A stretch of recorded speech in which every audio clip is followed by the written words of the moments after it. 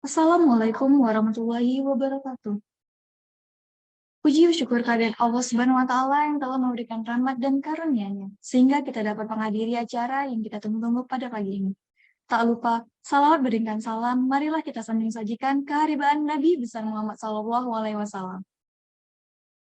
Yang kami hormati, Kaprodi PSTKOM, Bapak Dr. Khalil ST MM. Yang kami hormati, Koordinator MBKM PSTKOM, Ibu Dr. Maulisa Okiana ST. Dan yang kami muliakan, para peserta yang berbahagia. Sebelumnya, izinkan saya memperkenalkan diri. Saya Novia Brilianti sebagai Master of Ceremony pada hari ini. Dengan mengucapkan Bismillahirrahmanirrahim, acara sosialisasi program kegiatan MBKM USK Prodi Teknik Komputer Angkatan 2019-2020 dimulai. Agenda yang pertama, pemberian kata sambutan Agenda yang pertama, pemberian kata sambutan Ketua Program Studi Teknik Komputer kepada Bapak Dr. Khalil STMN dipersilakan.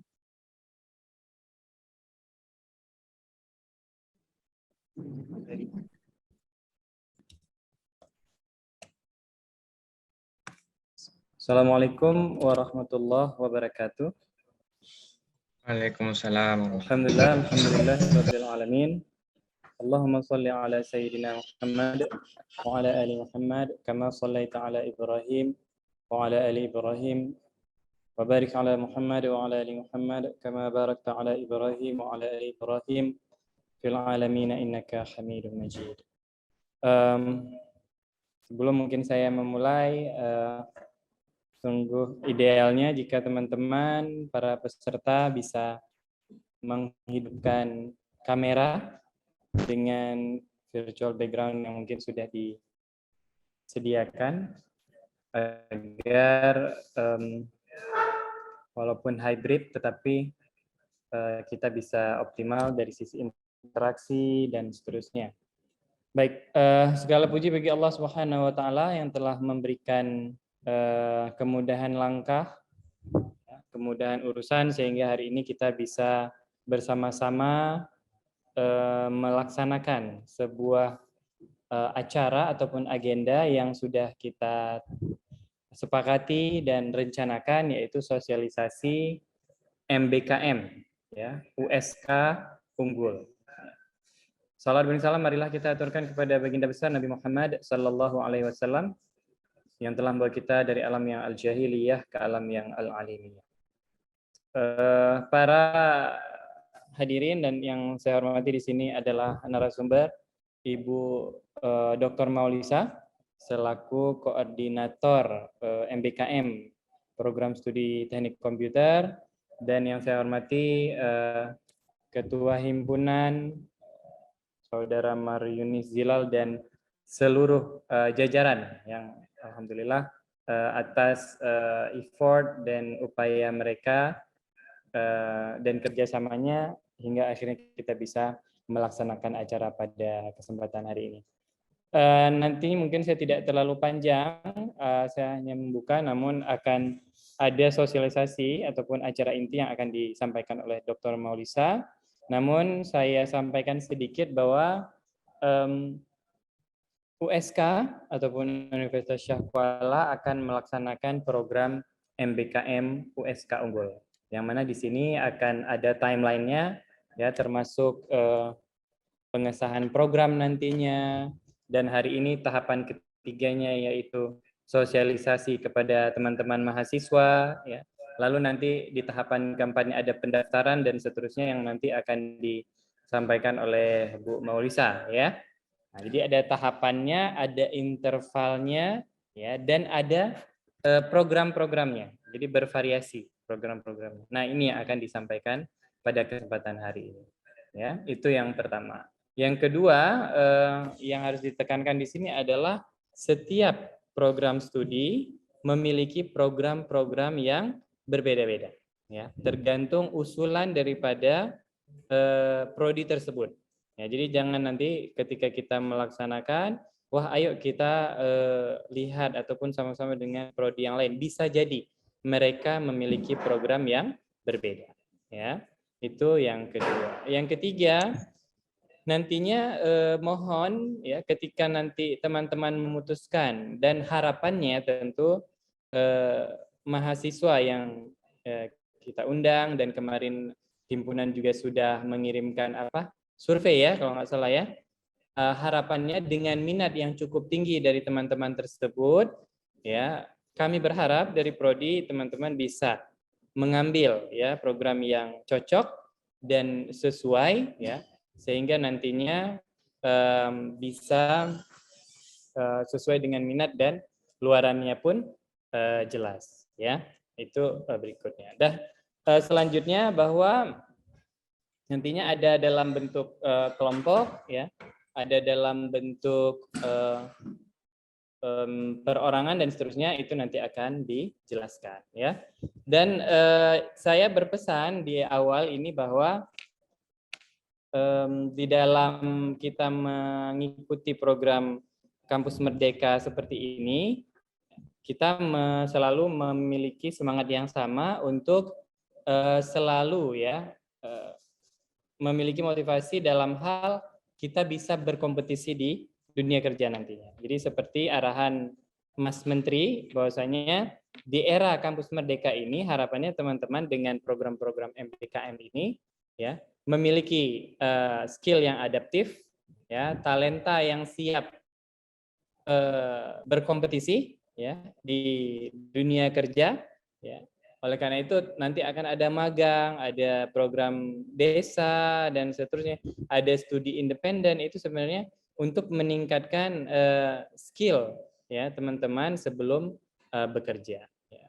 Namun ya sekali lagi saya tekankan bahwa jangan sampai dengan adanya MBKM justru sebaliknya tidak sesuai dengan objektif ya. Jangan sampai karena ada pertukaran pelajar, ada magang, ya. Jadi ingin mempercepat kelulusan, tetapi ini nanti nggak dilihat sekali, itu tidak seperti itu objektifnya, ya. Tetapi prodi akan melakukan evaluasi yang sesuai dengan aturan USK, ya, luarannya jelas, ya, sehingga nanti ketika proses konversi mata kuliah, ekivalensi dan seterusnya itu benar-benar prodi akan melihat secara cermat ya. Nah, jadi mungkin di kesempatan yang lalu tentu ada evaluasi-evaluasi, ada hal-hal yang mungkin dirasa masih belum ideal kemarin ya, ada yang luring, ada yang daring dan seterusnya ya. Tetapi sekarang harapannya kita semakin cermat ya, dan apa yang teman-teman ikuti itu benar-benar sesuai dengan harapan daripada prodi dan luaran yang diharapkan oleh teknik komputer itu sendiri. Jadi luarannya adalah mahasiswa ataupun lulusan-lulusan yang adaptif ya, itu sekali lagi saya tekankan, dan memiliki skill-skill teknis yang juga bisa berkompetisi dengan kampus-kampus lainnya ya. Nah, jadi itu harus selalu dipegang di dalam semangat mengikuti program MBKM apapun itu ya. Programnya nanti banyak yang ditawarkan oleh prodi dan kita juga sudah susun skema-skemanya, konversi dan seterusnya. Semoga teman-teman memiliki minat dan bisa memperhatikan tanggal-tanggal daftar, realisasi programnya dan seterusnya ya, jangan sampai ada yang terlewat. Dan nantinya ada narahubung ataupun PIC dari mahasiswa, dan kami dari prodi juga siap di dalam menyediakan sarana konsultasi dan seterusnya. Nah, itu juga tolong disampaikan. Kenapa? Karena dengan program yang cukup banyak, jika ada hal-hal yang rasanya perlu didiskusikan, itu jangan di akhir ya. Tapi di awal jika ada yang ingin ditanyakan, ditanyakan. Jangan sampai di akhir tiba-tiba tidak bisa lagi terkejar luarannya, baru kita kelabakan istilahnya. Nah, jangan seperti itu ya. Nah, ini kan programnya Merdeka. Teman-teman dituntut untuk berinovasi ya, lalu semangatnya kuat gitu ya. lalu akan berada di area-area mungkin di luar kampus, ya. Tetapi kalau yang sifatnya untuk keluaran ataupun yang akan bisa dihitung oleh prodi, nah itu tolong diperhatikan dengan seksama, ya. Mungkin dari saya seperti itu secara teknis, secara spesifik nantinya mungkin akan disampaikan oleh narasumber kita yaitu Ibu Dr. Maulisa. Mungkin dari saya seperti itu, saya kembalikan kepada MC. Terima kasih. Wassalamualaikum warahmatullahi wabarakatuh. Terima kasih kepada Bapak Dr. Khalil STMM. Selanjutnya pemaparan materi yang akan disampaikan oleh Ibu Dr. Maulisa Oktiana ST. Kepada Ibu Dr. Maulisa, dipersilakan. Baik, terima kasih. Mungkin bisa izin share screen, Mas ya.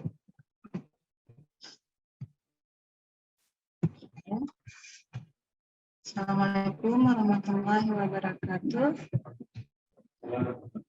Selamat pagi menjelang siang ya. Sebelumnya, habis-habis tadi wajib ambil tadi berjaya Ahmad ini. Yang saya hormati Ketua Prodi Telekomuter Bapak Dr. Khalil, yang saya hormati juga Ketua Himpunan Telekomuter dan beserta divisi-divisinya. Kemudian yang saya hormati juga dan saya sangat berterima kasih sekali kepada PIC yang memprakarsai kegiatan sosialisasi hari ini. Dan yang tak lupa pula kepada para peserta ya, peserta sosialisasi MBKM USK PSTEKOM hari ini. Oke, jadi hari ini kita kegiatan sosialisasi MBKM USK PSTEKOM. Nah, apa itu MBKM? Ya, MBKM itu secara garis besar itu ada di buku panduannya. Merdeka Belajar Kampus Merdeka. Nah, apa itu? Nah, ini merupakan kebijakan, salah satu kebijakan dari Kementerian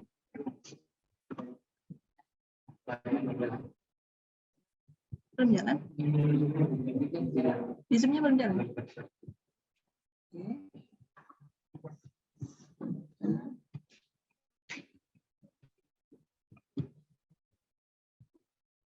Sudah?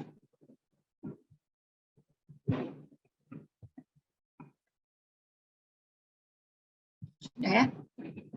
Oke. Jadi Merdeka Belajar Kampus Merdeka itu merupakan salah satu kebijakan dari Kementerian Kemdikbud, Kementerian Pendidikan, Kebudayaan, Riset dan Teknologi, dengan catatan memberikan kesempatan kepada mahasiswa untuk apa? Merdeka belajar. Merdeka di sini maksudnya apa? Mengasah kemampuan sesuai bakat dan minat dengan terjun langsung ke dunia kerja. Nah, ini program dari Kementerian Kemdikbud. Nah, kemudian USK sendiri itu mengusulkan atau meluncurkan program MBKM USK Unggulan. Apa itu USK Unggulan? Nah, ini programnya sama seperti yang dilakukan oleh kementerian. Namun, perbedaannya USK MBKM USK Unggulan itu internal dari USK, di mana fundingnya, pendanaannya, monitoring, evaluasi itu semua diawasi oleh internal USK. Jadi program yang akan kita lakukan nanti itu semuanya dilakukan atau diprakarsai oleh kampus USK kita. Itu intinya. Nah, kemudian untuk persyaratan, syarat yang pertama ini pesertanya itu fokus ke angkatan 2019 dan 2020 atau semester berjalannya itu semester 5 dan semester 7 atau semester ganjil ini. Kemudian syarat yang kedua, mahasiswa itu mencapai SKS-nya itu lebih kecil dari 120 SKS. Misalnya, mahasiswa angkatan 2020 itu belum sampai SKS-nya itu 120 SKS. Kemudian yang angkatan 2019 sudah seperti itu. Mahasiswa yang belum SKS yang mencapai 120 itu boleh mengikuti kegiatan ini. Oke. Tidak? Bisa? Oke, boleh. Saya stop share screen ya.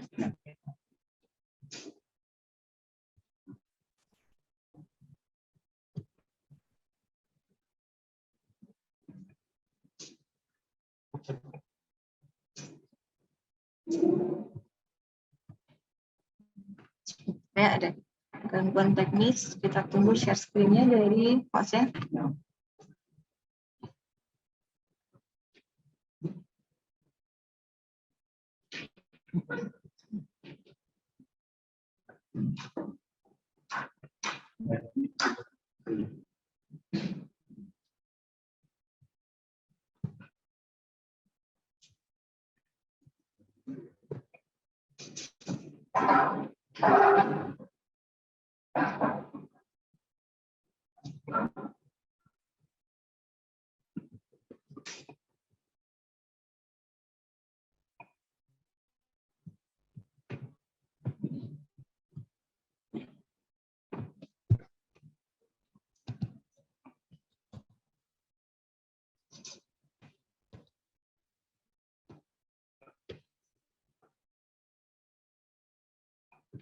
Oke.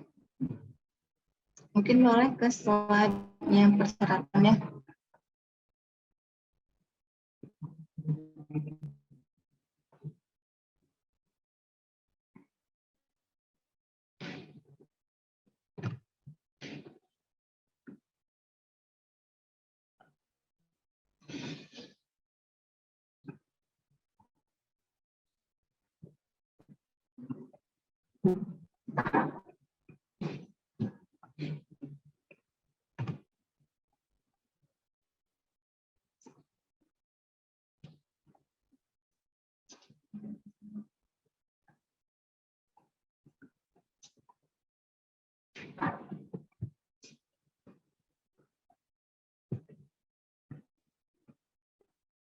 Oke, slide sebelumnya. Oke. Jadi saya ulangi ya persyaratannya. Persyaratan yang pertama itu fokus pesertanya itu adalah mahasiswa angkatan 2019 dan angkatan 2020 atau semester berjalannya semester 5 dan semester 7. Kemudian syarat yang kedua, mahasiswa itu mencapai SKS-nya 120. Ya, jadi mahasiswa angkatan 2019 yang belum mencapai 120 SKS itu boleh mengikuti kegiatan ini. Kemudian syarat yang ketiga, ini syarat dari akademisnya dengan catatan IPK-nya itu 2,75 dari skala 4. Kemudian syarat selanjutnya tidak pernah dikenakan sanksi, baik secara akademik maupun non-akademik. Kemudian yang kelima, nah ini memiliki satu kali kesempatan untuk mengikuti atau mendapatkan bantuan biaya program MBKM USK unggulan. Artinya, satu orang itu hanya boleh meng-apply satu kegiatan. Tidak boleh double funding. Begitu pula yang sudah mengikuti pertukaran pelajar atau program PNM dari Kemdikbud ya, mereka tidak diperkenankan lagi mengikuti program ini. Karena apa? Untuk menghindari double funding. Kecuali yang program PNM itu sudah gugur, mereka boleh apply yang program ini. Next. Oke. Nah, jadi di program Kampus Merdeka USK Unggulan ini ada beberapa program yang ditawarkan.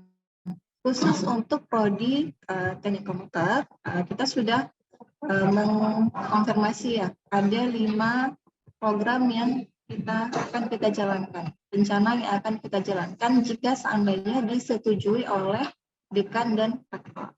Nah, ada 5 kegiatan yang akan kita laksanakan. Yang pertama itu ada magang, yang kedua itu adalah penelitian atau riset, kemudian yang ketiga pertukaran pelajar atau pertukaran mahasiswa, kemudian yang keempat itu proyek independen, dan yang terakhir adalah proyek kemanusiaan atau proyek desa. Nah, apa itu setiap item ini akan dijabarkan di slide selanjutnya.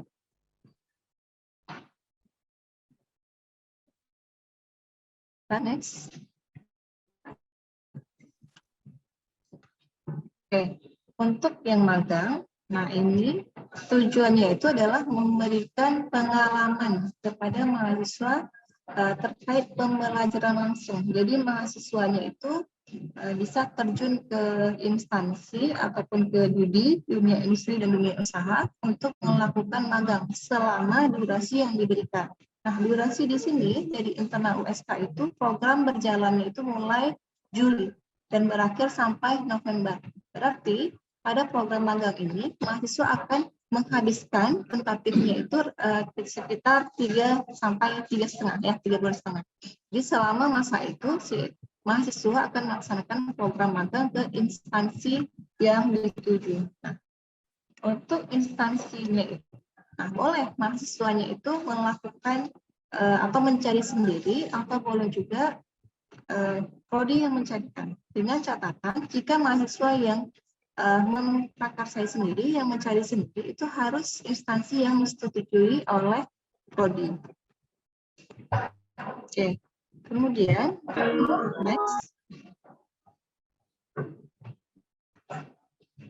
Untuk yang riset, nah, pada riset ini kegiatannya itu bertujuan untuk meningkatkan pengalaman atau partisipasi mahasiswa dalam melakukan suatu penelitian. Dengan durasi waktu juga sama untuk setiap program 3 sampai 3,5 3,5 bulan ya, 3 sampai 3,5 bulan ya. Dari Juli sampai November. Oke, next. Kemudian untuk pertukaran pelajar, nah ini kalau di pertukaran pelajar, mahasiswa melakukan perkuliahan. Namun perkuliahannya itu lintas universitas ya, tidak di universitas asal kita. Namun ada beberapa list universitas yang bisa dipilih. Nanti mahasiswa bisa melihat list universitasnya itu di websitenya PNM USK. Nah, tujuan dari pertukaran mahasiswa ini, yang pertama, mahasiswa mendapatkan ilmu terkait dengan mata kuliah yang diambil. Kemudian mendapatkan pengalaman non akademis, misalnya kegiatan ekstrakurikuler ataupun lintas budaya, pemahaman lintas budaya, kemudian itu kepemimpinan. Selama kegiatan yang dilakukan itu memenuhi kriteria yang telah ditetapkan. Oke, selanjutnya keempat.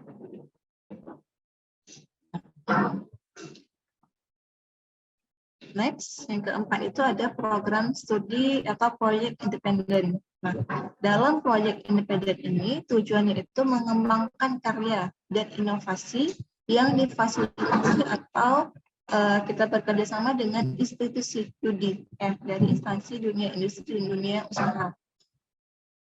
Nah, ini bisa dilakukan secara kelompok ataupun boleh secara individu. Oke, atau secara spesifiknya itu kita melakukan semacam course dengan mitra, dengan suatu institusi, nanti kita akan mendapatkan sertifikat. Jadi selama 3 bulan itu mahasiswa melakukan baik itu demo ataupun kuliah yang diberikan oleh mitra. Jadi akan mendapatkan sertifikat. Nah, sertifikat inilah yang akan kita konversi ke dalam MK konversinya.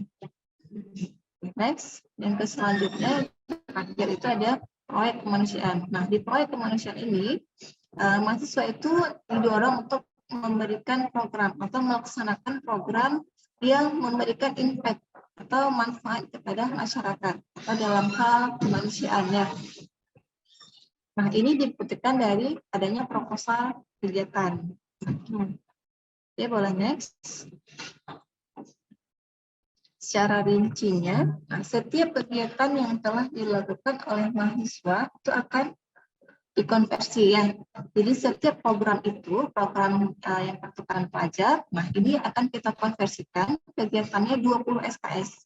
Misalnya, ketika mahasiswa mengambil program pertukaran mahasiswa, nah, ini ada 5 paket yang kita usulkan yang bisa dikonversi. Misalnya, ya. Paket yang pertama, mahasiswa A mengambil program pertukaran mahasiswa di Universitas A. Nah, ketika dia melaksanakan kegiatan pertukaran pelajar nanti, nilai acaranya itu akan kita konversi, misalnya untuk yang paket 1. Nah, akan ada nanti nilai konversi untuk mata kuliah tata tulis ilmiah, manajemen project, hardware, software for design, dan lain sebagainya.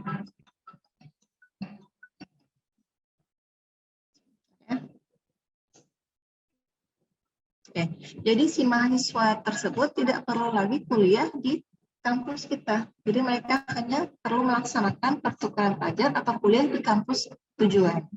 Nah, terkait untuk paket ini, nah ini sudah kita sesuaikan ya. Kita sudah buat survei, ada beberapa mahasiswa yang kita tanyai, yang semester 5 khususnya, yang 2020 ya. Nah, ada yang sudah ambil MK komputasi distribusi. Nah, ini paketnya itu semester berjalan ya. Jadi kalau kita lihat di buku kurikulum, MK ini yang harus mahasiswa ambil di semester 5 ini. Jadi nanti misalnya si A, dia sudah ambil MK komputasi terdistribusi. Nah, dia bisa kalau mau memang tertarik mengambil pertukaran pelajar, berarti ambil yang paket 1. Nah, paket 1 ini, MK komputasi terdistribusi ini tidak ada lagi, tapi diganti dengan MK yang lain. Misalnya lagi, si B. Si B di MK semester 5, dia sudah ngambil keamanan informasi. Nah, ini bisa ambil paket yang nomor 3. Jadi di sini tidak ada lagi MK keamanan informasi, ada MK-MK yang lain yang bisa kita konversi. Begitu terus sampai ada 5 paket di sini. Boleh next? Nah, jadi nanti ketika adik-adik mau meng-apply program pertukaran mahasiswa, lihat ya di list MK konversinya. Misalnya yang paket 5. Nah, di paket 5 ini untuk konversi MK-nya itu ada tata tulis ilmiah, manajemen proyek, hardware, software, co-design, mobile application, pengolahan citra digital, komputasi terdistribusi, dan keamanan informasi. Nah, jadi ketika nanti melakukan kegiatan pertukaran pelajar di kampus tujuan, nah, hasil konversinya adalah ke mata kuliah ini, semester 5 ini. Itu untuk pertukaran mahasiswa ya. Jadi setiap kegiatan yang dilakukan di pertukaran mahasiswa akan kita konversi ke mata kuliah semester berjalan. Walaupun MK-nya itu MK wajib. Berbeda untuk program yang lain. Boleh next? Nah, berbeda untuk program magang, riset, studi independen, dan proyek kemanusiaan. Nah, ini hasil kegiatan yang dilakukan atau aktivitasnya itu akan kita konversi ke MK khusus. Ini memang di buku kurikulum PSTkom ada MK khusus namanya MBKM. MBKM FTE P01. Kemudian ada MBKM FTE P02. Nah, ini apa maksudnya? Ketika adik-adik mengambil MK FTE P01 misalnya, ini nama MK-nya itu adalah riset ya kalau saya tidak salah. Coba boleh next ke slide selanjutnya. Nah, ini dia. FTE P02 itu kode mata kuliahnya. Nama mata kuliahnya MBKM Proyek Kemanusiaan Independen Desa Kampus Pengajar. Dengan bobot SKS-nya itu adalah 20 SKS. Nah, ini maksudnya gimana? Ketika adik-adik mengambil MK ini di KRS, ini akan otomatis dikalkulasikan sebagai 20 SKS. Jadi adik-adik nanti tidak perlu lagi ngambil mata kuliah pilihan di semester yang lain. Semester 6 sudah masuk MK pilihan ya. Jadi semester 6, semester 7, dan semester 8 adik-adik tidak perlu lagi mengambil MK pilihan yang ada di kurikulum PSTkom. Jadi hanya tinggal melakukan atau mengambil mata kuliah wajib saja yang belum adik-adik penuhi. Coba balik ke step selanjutnya. Slide sebelumnya. Oke, misalkan ya adik-adik mahasiswa tertarik dengan program magang. Saat ini meng-apply program magang di MBKM USK Unggul. Nah, ketika nanti mendapatkan hasil atau outputnya sudah selesai, maka program magang ini nilainya akan dikonversikan ke mata kuliah FTE P02 dengan bobot SKS-nya 20 SKS. Nah, berarti ke semester ke depannya, adik-adik yang sudah ambil program magang tidak perlu lagi mengambil MK pilihan. Hanya tinggal melakukan atau mengambil MK yang semester ini yang belum diambil. Jadi penuhi MK wajib yang belum terpenuhi. Begitu juga untuk program yang riset atau yang penelitian. Nah, ini akan dikonversi ke FTE P01 juga dengan bobotnya 20 SKS. Kemudian yang ketiga, yang proyek independen juga sama, akan dikonversi ke FTE P02. Nah, yang proyek kemanusiaan juga ke FTE P02. Lanjut, next slide. Oke, bentuk aktivitasnya apa? Di FTEP 01 dan FTEP 02 ini karena bobotnya 20 SKS ya, jadi kita breakdown aktivitas apa saja yang harus mahasiswa lakukan selama proses atau durasi program tersebut dilakukan.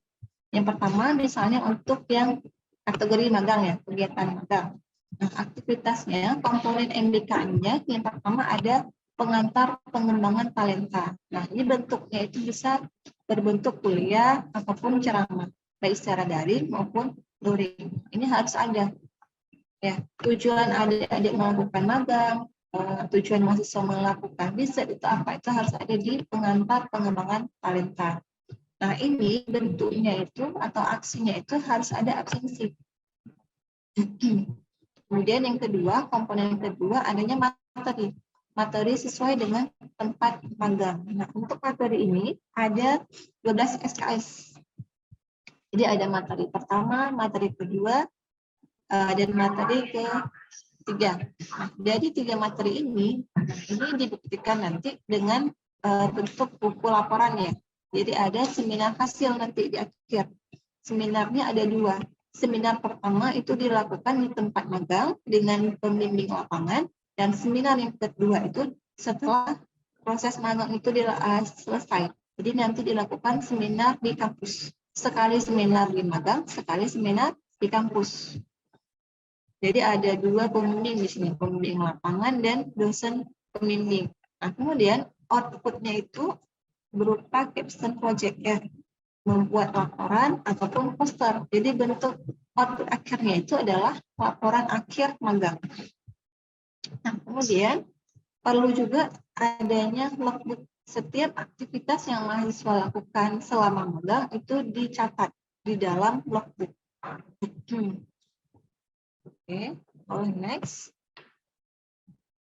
Kemudian untuk yang aktivitas di riset ya.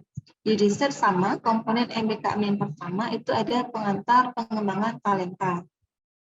Bentuknya itu sama, aktivitasnya semacam kuliah ataupun ceramah. Nah, outputnya itu ditandai dengan adanya absensi atau dibuktikan dengan adanya absensi. Dan komponen MBKM yang kedua itu adalah materi sesuai tempat riset. Misalnya, mahasiswa itu risetnya di mana? Di BMKG. Jadi selama materi riset yang pertama, misalnya apa? Membangun software apa? Ya. Jadi materi yang kedua, ada materi ketiga. Dan terakhir itu ditandai dengan adanya seminar hasil. Ada seminar hasil di tempat riset.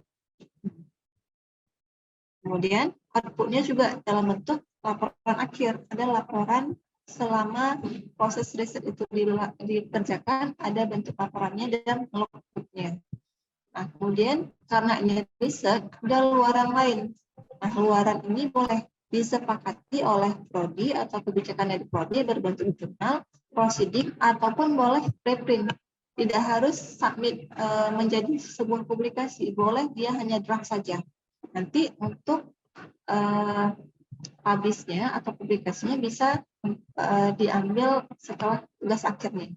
Ini tergantung dari kebijakan prodi dan kebijakan pembimbing dengan masing-masing mahasiswanya. Boleh next.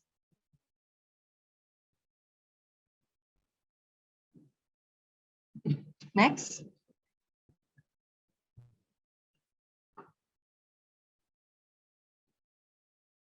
Oke, kemudian aktivitas di studi independen. Boleh kembali ke slide sebelumnya.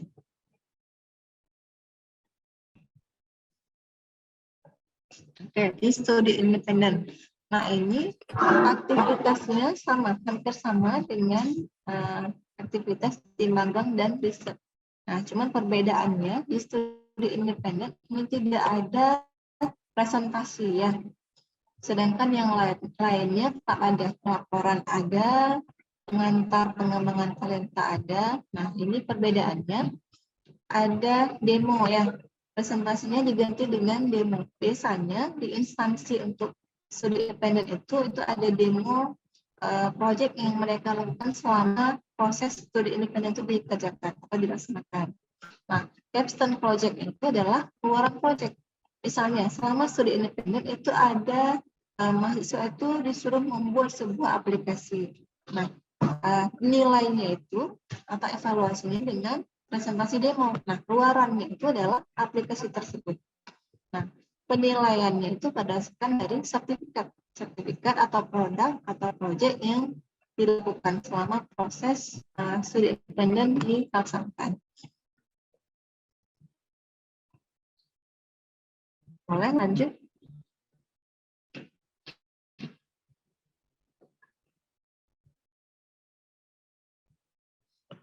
Nah, ini yang terakhir itu bentuk aktivitas yang ada di proyek kemanusiaan.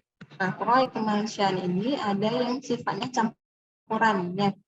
Ini saya screenshot program usulan dari Prodi. Misalnya proyek desa campuran ya, campuran 20 SPS. Nah, ini item apa saja yang harus mahasiswa lakukan? Yang pertama ada KKN. Kemudian ada advokasi melalui media pencegahan stunting. Nah, ini maksudnya gimana? Jadi selama mahasiswa itu melakukan kegiatan proyek kemanusiaan, harus ada sebuah karya advokasi yang menjelaskan pencegahan stunting atau pencegahan narkoba atau pencegahan higienis sanitasi. Boleh berbentuk spanduk ataupun poster ataupun mungkin boleh flyer ya. Kemudian aktivitas selanjutnya itu pembuatan sistem IT desa. Boleh kita membuat website desa. Kemudian boleh juga survei analisis ekonomi masyarakat. Kemudian terakhir, nah ini lebih ke kegiatan bersama anak-anak, cara membaca sambil bermain untuk anak 6-7 tahun. Nah ini checklist ini memang sudah ada di sistemnya USK, internalnya USK. Ini yang harus dilakukan oleh mahasiswa jika melakukan proyek kemanusiaan. Oke, boleh next.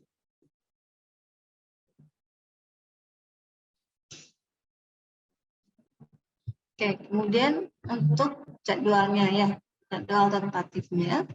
Yang pertama itu program upload program itu sudah dilakukan oleh perguruan tinggi itu 2-10 Juni.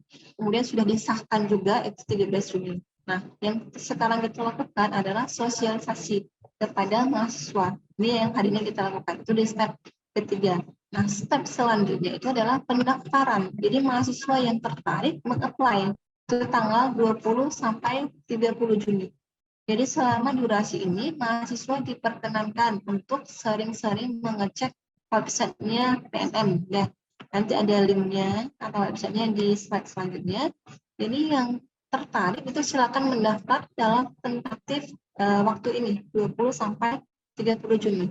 Pilih mana kira-kira program yang menarik untuk mahasiswa itu. Dan tahap selanjutnya, ketika mahasiswa sudah selesai mendaftar, ini ada verifikasi data mahasiswa oleh program studi. Nah, ini durasinya 1 sampai 8 Juli. Jadi selama seminggu ini, program studi menseleksi atau memverifikasi siapa saja yang kira-kira berhak dan layak untuk kita loloskan untuk melaksanakan kegiatan MBKM ini. Kemudian step selanjutnya itu tahap ke-6 itu adalah pengisian KRS dan penetapan pembimbing. Nah, siapa saja yang sudah ditetapkan lolos atau layak untuk mengikuti kegiatan ini, itu boleh mengisi KRS.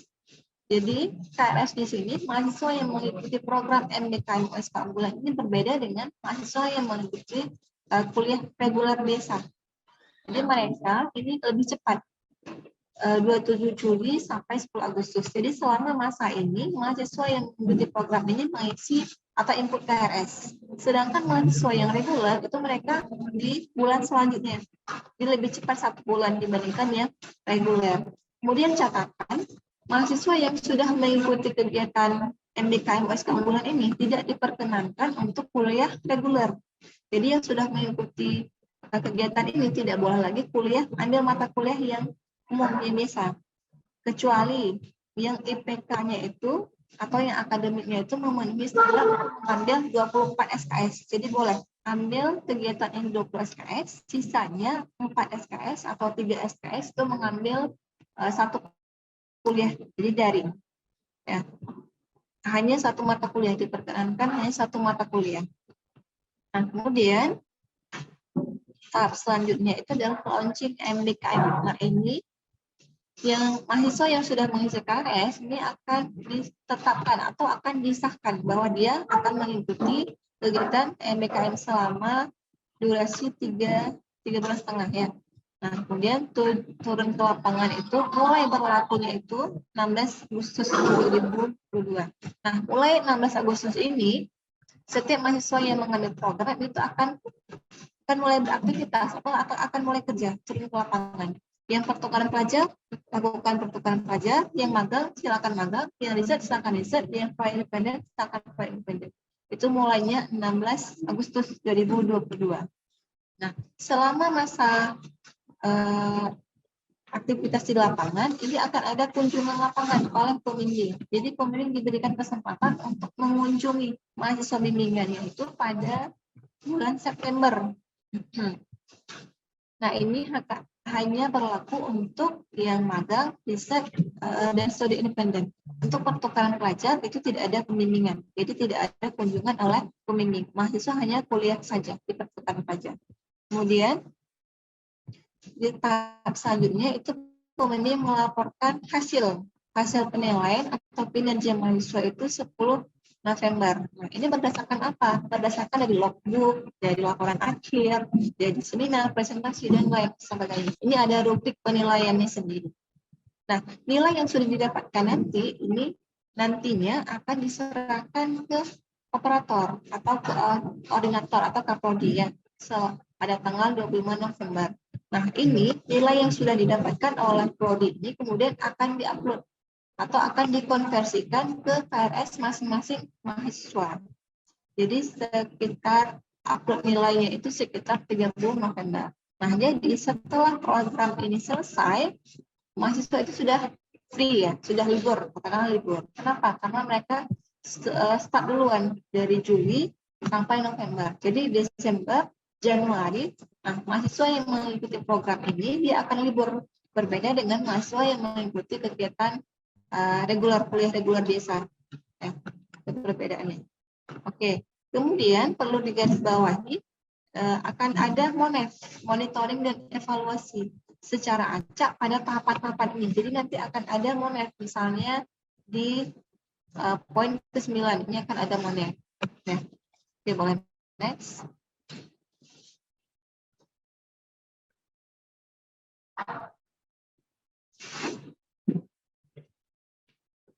Nah, sekarang pertanyaannya, kenapa mahasiswa harus mendaftar atau mengikuti MBKM UAS keunggulan ini? Apa sih benefitnya? Apa sih keuntungannya untuk mahasiswa? Ya, yang pertama, sudah pasti ya mendapatkan insentif. Jadi mahasiswa itu akan diberikan sekitar 2 juta per mahasiswa untuk yang program individu. Sedangkan yang program kelompok itu akan diberikan sekitar 10 juta, maksimumnya 10 juta per kelompok. Nah, satu kelompok itu maksimum 6 sampai 8 mahasiswa. Nah, kemudian benefit yang kedua itu mahasiswa akan bisa mengkonversi mata kuliahnya. Jadi mahasiswa itu tidak perlu sit in class, ya, tidak perlu ikut mata kuliah seperti biasa, tapi mereka bebas melaksanakan kegiatan riset ataupun magang ataupun ikut studi independen. Nah, nanti nilainya tinggal dikonversikan saja. Oke. Kemudian benefit yang ketiga itu bisa mendapatkan pengalaman kerja dan riset pada instansi atau mitra. Jadi ketika mahasiswa itu melakukan magang di sebuah instansi, mereka akan terjun langsung ke lapangan, melihat realnya dunia kerja itu seperti apa. Jadi mereka sudah punya pandangan, ya, sudah punya pengalaman apa yang harus dilakukan. Tidak hanya dengan teori saja yang mereka dapatkan di kampus, tapi juga implementasi teknis di instansi atau di mitra yang kira-kira nanti akan membantu mereka di dunia kerja. Nah, kemudian benefit yang selanjutnya itu, misalnya mahasiswa mengambil program riset ataupun magang. Nah, laporan akhirnya itu bisa nanti dijadikan untuk topik KP ataupun PA. Nah, untuk yang KP, mahasiswa tidak perlu lagi melaksanakan kegiatan KP, tapi hanya melakukan seminar seminar KP. Jadi laporan yang dari riset itu boleh dirubah formatnya, diganti formatnya menjadi format KP. Kemudian daftar seminar. Jadi tinggal seminar. Otomatis di sini sudah menghemat atau mengefektifkan ya masa studi yang harus KP selama 6 bulan, tapi ini bisa 1 bulan hanya dalam penyelesaian laporannya saja. Ya. Dari sini sudah kita mempersingkat durasi studi selama 8 semester bisa kita kurangi menjadi beberapa sekitar 7 semester setengah. Ya. Jadi bisa peluang untuk pembuatnya menjadi lebih banyak. Kemudian boleh juga topik risetnya atau topik magamnya kita jadikan untuk laporan TA, untuk tugas akhirnya. Jadi tidak perlu lagi kita bingung ini judul apa, mau TA apa, tapi belum ada judul, itu boleh kita ambil dari sini ya. Nantinya ke selanjutnya. Oke, boleh next.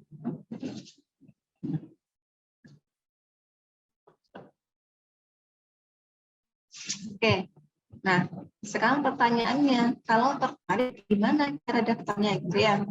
Nah, kalau mau daftar itu boleh ke ini, ada PPS, PMM, Unsya.ac.id. Jadi nanti mahasiswa itu login menggunakan link ya atau password ke link ini, URL ini. Ataupun ada informasi apa, boleh juga dipantau di website ini juga.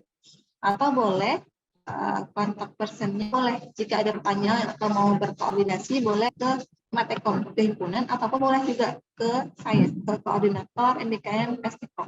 Jika ada hal-hal yang kurang jelas boleh ditanyakan ke sini. Mungkin ini saja ya paparan singkat tentang apa sih itu MBKM unggulan USK unggulan khususnya untuk prodi PSTkom.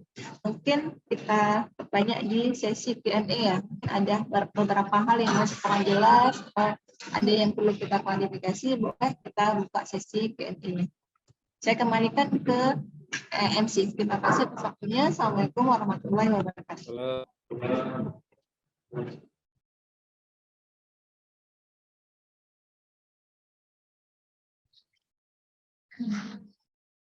Terima kasih pada Ibu Dr. Maulisa Oktiana. Selanjutnya sesi tanya jawab yang akan dilakukan secara hybrid. Diharapkan peserta yang berhadir maupun yang di Zoom untuk mengajukan pertanyaan.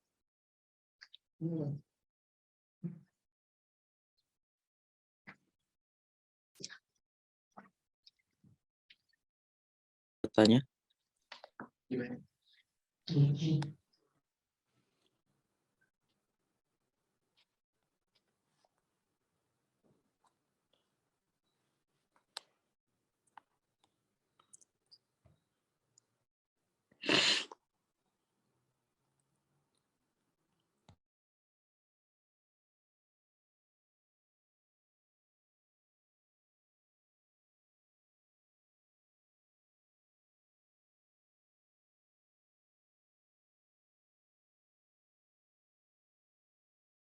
Ibu unmute juga ya. Unmute di sini. Masih termute ya. Oke, ini ada pertanyaan untuk yang proyek bisa, apakah bisa konversi ke KKN ya? Oke, untuk program, sebentar. Oke, untuk program proyek desa itu ada 2. Dari prodi kita ada 2 yang kita usulkan. Ada yang proyek kemanusiaan yang full atau yang kelompok dan proyek desa campuran. Nah, di yang campuran ini, nah ini ada konversi KKN. Jadi siapa yang sudah melakukan proyek desa di sini tidak harus lagi mengambil KKN. Itu tapi yang di bawah ya, yang proyek desa campuran. Jadi kegiatannya itu yang pertama KKN. Kemudian advokasi melalui media pencegahan stunting. Kemudian yang kedua, advokasi pencegahan narkoba. Kemudian advokasi higienis dan sanitasi. Pemuatan sistem IT desa. Kemudian survei tingkat ekonomi masyarakat prasejahtera. Kemudian cara membaca cepat sambil bermain untuk anak 6-7 tahun. Nah, ketika mahasiswa mengambil program ini, nah berarti item ini harus dilaksanakan. Ya. Jadi ketika mahasiswa mengambil program ini, ada sekitar 8 item ini yang akan dilaksanakan selama proses program proyek kemanusiaan. Ya. Nah, nilainya itu nanti akan kita konversikan 20 SKS ke MK konversi. Nah, termasuk nanti di KKN. Ya, KKN dan MK pilihan. Kenapa MK pilihan? Karena tadi kan konversinya ke FTE 01 dan 02 kan, ya 20 SKS. Nah, jadi kita konversi ke situ. Tuh, ya. Dengan catatan logbooknya itu jelas, ada laporannya. Jadi itu yang bisa kita pertanggungjawabkan untuk KKN. Tapi jika ada konversi ke KKN, itu tetap mahasiswa harus tetap mendaftar ke websitenya KKN. Jadi dilengkapi semua prosedur di situ, tinggal kita konversikan saja. Tidak perlu lagi mengulang KKN. Ya.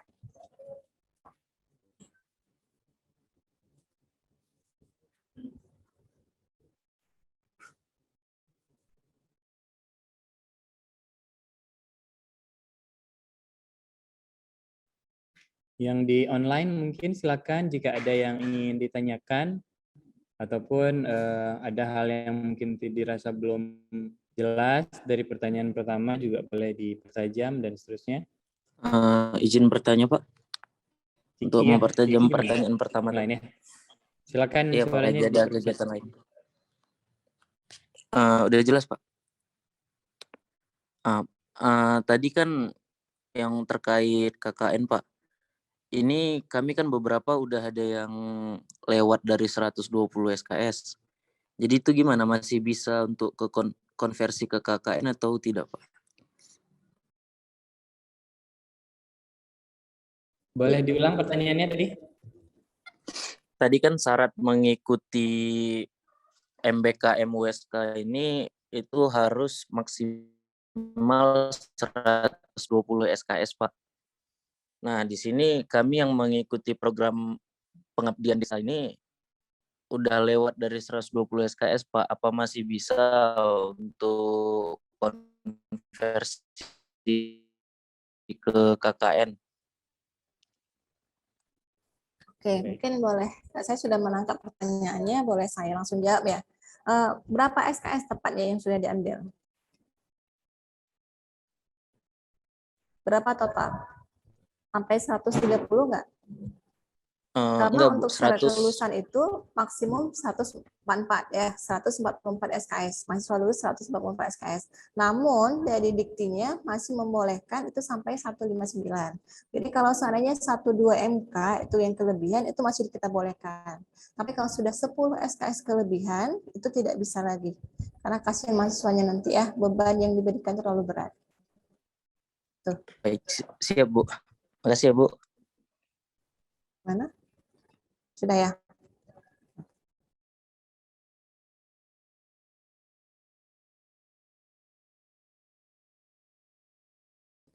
Perlu diingat ya, untuk yang program kelompok itu prodi hanya boleh mengusulkan satu kelompok, berbeda dengan yang program individu. Jadi harus benar-benar dipastikan atau koordinasi lagi yang mengambil yang kelompok itu slotnya hanya satu kelompok.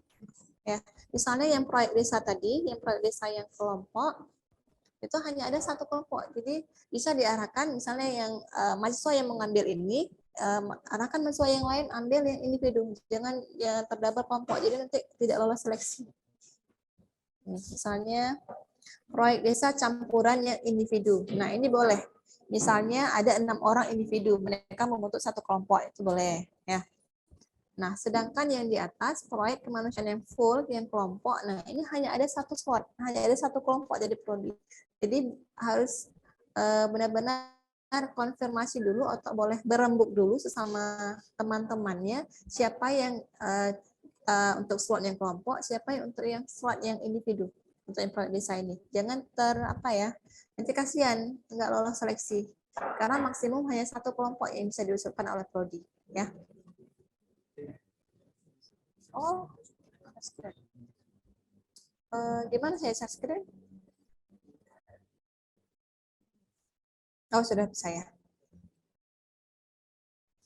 Nah, kelihatan ya share screen-nya. Nah, jadi di sini ada proyek desa yang campuran dan ada yang individu ya, proyek desa campuran individu dan ada proyek kemanusiaan yang full. Nah, yang kelompok ini slotnya hanya satu. Prodi hanya setiap prodi itu hanya boleh mengusulkan satu kelompok. Sedangkan yang di bawah, nah proyek desa campuran ini, nah ini per masing-masing individu. Jadi boleh adik-adik membentuk, ada 6 orang bentuk jadi satu kelompok, ada 6 orang bentuk satu kelompok. Jadi ada lebih dari satu kelompok. Nah di sini boleh. Jadi saran saya koordinasi dengan himpunan ya, dengan himpunan. Nah siapa yang kita alokasikan untuk yang kelompok dan siapa yang kita alokasikan untuk yang proyek yang individunya. Jadi biar nggak terdouble atau tereliminasi nanti saat seleksi. Oke, mungkin ada lagi yang mau bertanya?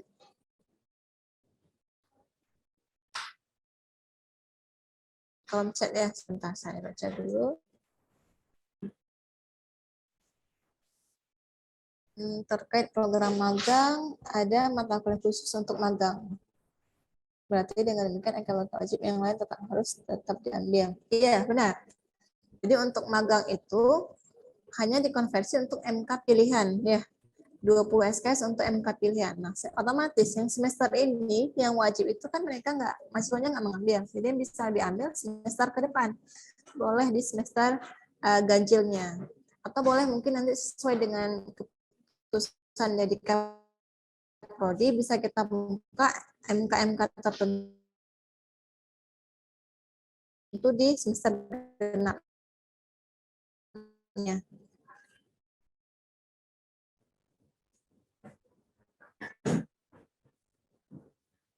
Oke.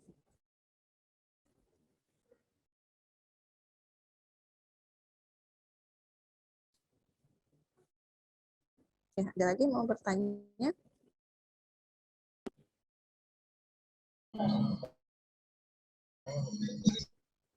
Studi independen ini individu ya. Jadi setiap mahasiswa diberikan 2 juta per mahasiswa. Namun untuk studi independen itu ada tuition fee-nya. Jadi tidak full diberikan 2 juta. Nanti mungkin USK akan memotong untuk membayar ke mitra penyelenggara atau pelaksana dari studi independennya. Jadi tidak sampai 2 juta nanti diberikan ya.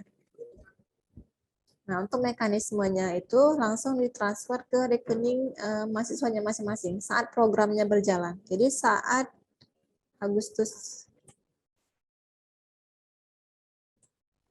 Bu, izin bertanya. Agustus ya, saat 16 Agustus itu USK akan mentransfer sejumlah ke rekening mahasiswanya masing-masing.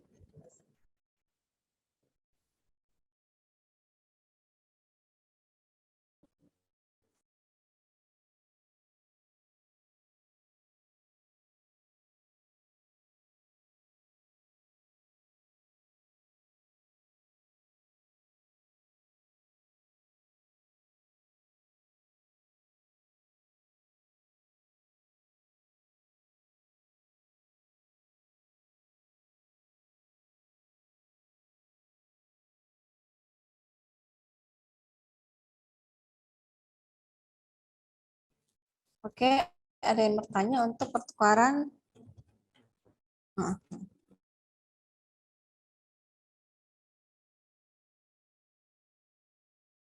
Minimal akreditasi apa namanya?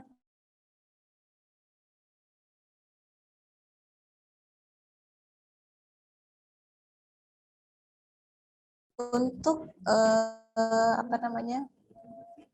Programnya itu hampir sama dengan Permata atau Permatasari. Boleh kuliah daring. Jadi boleh yang universitas yang daring. Untuk list universitasnya, nanti lihat di websitenya PMM nanti. List universitas apa saja yang bisa kita tuju. Ya. Untuk sekarang Prodi juga belum bisa menjelaskan teknisnya seperti apa karena belum tersedia list apa saja. Cuman yang bisa kita apa namanya pelajari ini, ambil MK yang kira-kira itu semester berjalan ini. Ya, yang semester 5 berjalan ini atau semester 7. Nah, nanti lihat di universitas yang mana yang tersedia, gitu ya. Dengan catatan akreditasinya minimal sama dengan kita. Ya, misalnya akreditasi yang lebih bagus, ambil yang itu, yang lebih bagus dari kita, ya.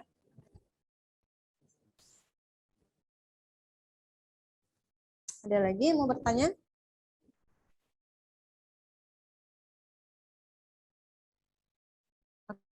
Oke.